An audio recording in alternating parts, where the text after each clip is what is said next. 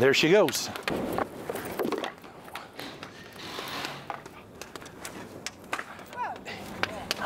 10, 11, 12, 13, 14, 15, 16.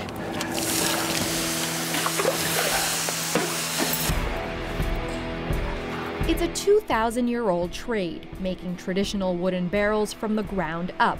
And Pete Bradford from Prince Edward County, Ontario, is one of the last people in Canada doing just that. This is all sense. It's all smell, it's all look, it's all listening. My job's an odd job because I am doing something that I don't believe anybody else in Canada is doing. When it comes to maybe not aging vinegars in barrels, but aging it as long as I do, which is like insane. Yeah, I always thought barrels were just plain out sexy. There's something neat about a stack of barrels. It's something that I've always wanted to do ever since I was a little kid. I was 6 years old at the time, so that's over 50 years ago now. I remember like it was yesterday. I basically said, that's what I want to do, Grandpa. I want to make barrels. So I sent letters all around the world, through Scotland, the UK, all through Europe, through the United States. You can get a little bit of the yeast out of it now. Now it's a passion. I've always loved working with wood, even though I hardly ever had time to do it. I learned all this working in a shop. I get one of the guys to get some logs in, white oak, cherry, hickory, ash, maple, beech. Then it would season anywhere from 3 years to 5 years outside before I even start to process the wood to build a barrel. This is from the late 1700s, given to me as a gift. It's an old barrel toasting oven. The toast attributes to the flavoring. You need fire to actually pull that out of the wood. This is a level 2 char. I'm just rubbing the barrel down to get those tartrates off the inside of the barrel. So this is where my sense of smell comes in.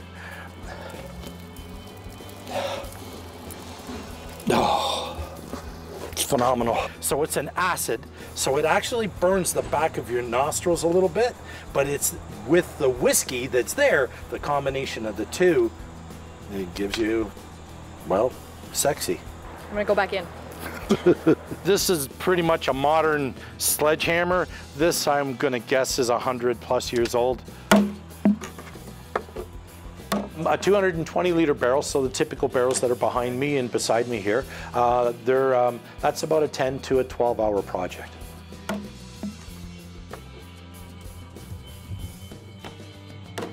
That's called a stave. So let's call this 2.5 inches, and in the middle it's 3. And then it goes back down to 2.5. This is the hard part, or this is the part that a lot of cooperages hold as their trade, one of their trade secrets, is the actual angle that's on the stave.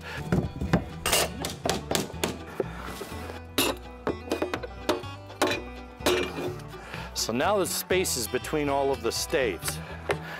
Challenge accepted. Okay, I know it is. Yeah, I'll take that.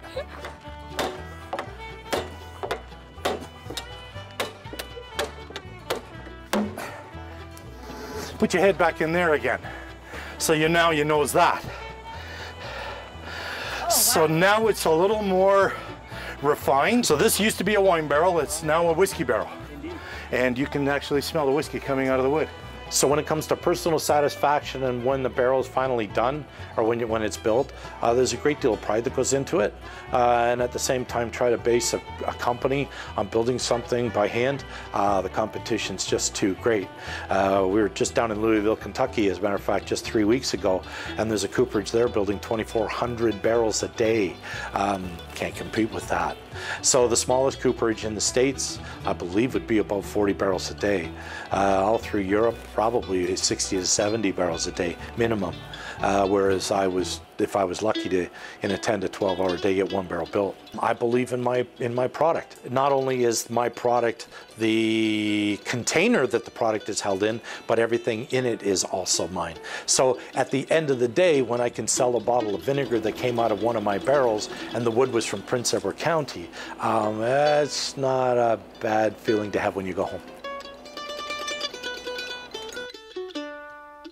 Thanks for watching Global News. If you enjoyed what you saw, like the video. You can also hit the subscribe button for all the latest international news and trending videos.